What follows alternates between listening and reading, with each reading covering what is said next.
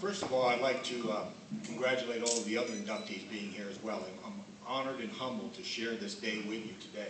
Without question, it's a very special day. In September of 1963, I had probably the worst day of my life. My brother's bags were packed in the front room, and an hour before he was ready to leave to go to college and enroll at Siena University, he was tragically killed in an automobile train accident. Today, outside of the birth of my son, my beautiful daughter, my granddaughter Jenny, my granddaughter Sadie, this is one of the best days of my life. You know it's a great day when your granddaughter wakes up this morning and you say, "Grandpa, Pop, you look like a prince." So I knew it was going to be a great day. You know, I use those two extremes of my life because I try to live my life in balance, and I have a saying that's very dear to my heart that gives me balance, and it goes something like, nothing that good is really that good, and nothing that bad is really that bad. Somewhere in between there's a reality. The reality of today is that I don't believe you get here by yourself. I believe you're touched and helped by numbers of people, and certainly I had that at Emporia State.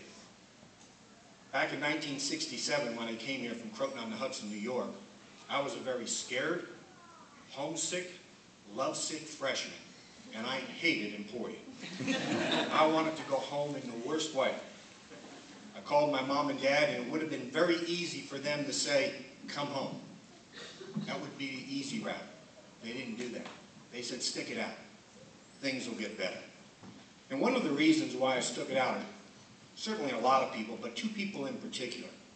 Ron Blaylock, who was the head coach at the time, and I know some of the people that have been around a while know Ron Blaylock. He was a really, really special coach. He had what I call the it factor.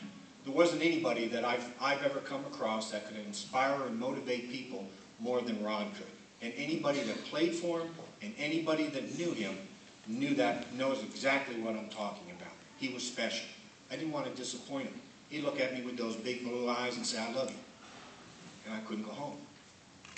And then the other guy, who's here today, who's been like a big brother to me. You know, there are certain people in your life, you have a lot of friends that you can count on one hand that are very special. Ron Monomod was an upperclassman here at Emporia State, and he took me under his wing. And if it were not for him, I might not be here today. He's very special, very, very good friend, and I'm honored to have him here. He changed his plans for our entire family. He's supposed to be in Cancun, Mexico right now, and he changed his plans to be here today. I am honored to have you here, Ron. I appreciate it very much. And then the last person has already been mentioned, but John Baxter. When I was here in 1967, John was just kind of starting his illustrious career. I hated John. I did. He worked me over. You know, John is one of those guys. John doesn't tell you what you want to hear.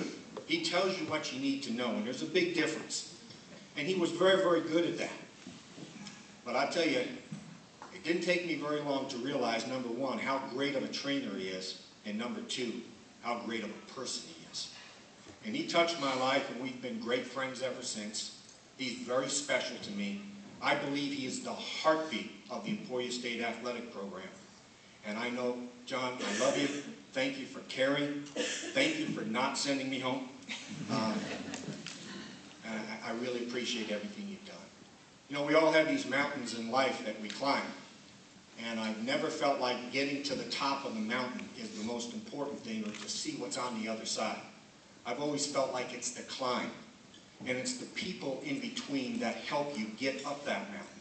And I've certainly had those people in my life. My wife of 41 years, Emporia is always going to be special to me. Emporia State's always going to be special to me. I met my beautiful wife here, married her, had my son here. My wife was kind of that getting over love sickness. She kind of solved that problem. But she's been one of those people that have touched my life and helped me climb that mountain, and I appreciate it very much. And it's an honor to be here. Emporia will always be special to me. Thank you very much.